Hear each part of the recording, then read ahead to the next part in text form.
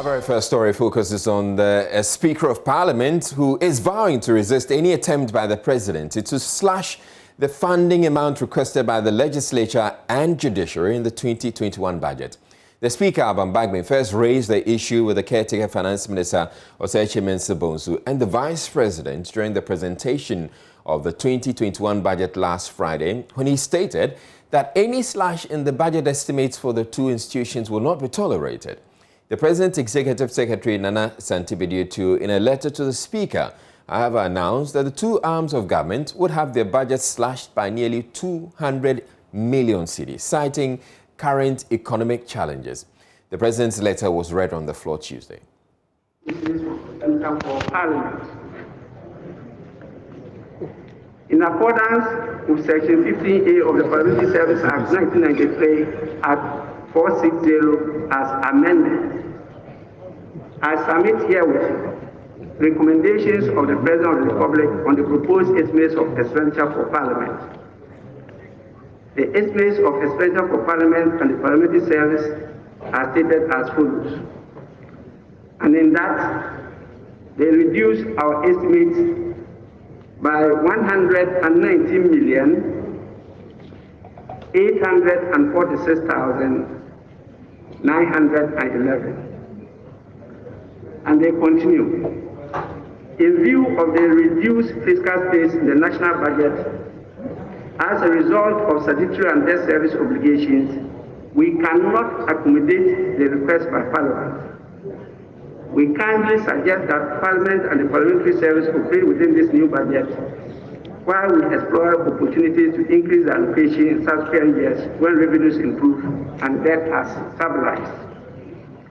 Accordingly, Parliament is respectfully requested to keep the estimates of the Parliament and the Parliamentary Service within the expenditure ceiling provided above. This will enable government to contain expenditures within the overall fiscal space for 2021. It should, however, be noted that the ceilings provided for Parliament and the Parliamentary Service satisfy Section 15A of the Parliamentary Service Act 1993 at 460 as amended.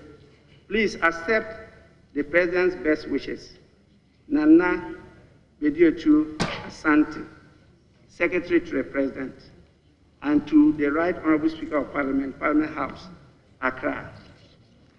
In view of the agency of this matter, since we are the final determinants of the budgets for all the arms and sectors in the country, I had to quickly respond. Well, the Speaker has since replied in a letter he says has already been dispatched to the Presidency, indicating the Constitution bars the Executive from revising estimates presented by the Judiciary and the Legislature, since they are all equal arms of government. Mr. Bagbin also warned the committees considering the estimates against approving the slashed budgets, adding he will not forward the appropriation bill to the President for its assent until the disagreement is resolved. The budget is not for the executive. We have the final power to approve or disapprove. And so what the Constitution has done is for them to make recommendations and to negotiate during the deliberations of the budget before the House. It is not for the executive to impose ceilings on the judiciary or Parliament. We have to do the proper thing. And so during the consideration of the estimates, honorable members, particularly the committees concerned, take that on board.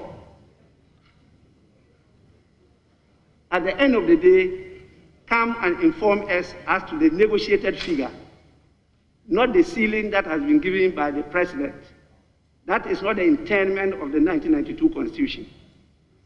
If you do otherwise, I, as your Speaker, will not append any letter for submission to the President for his assent.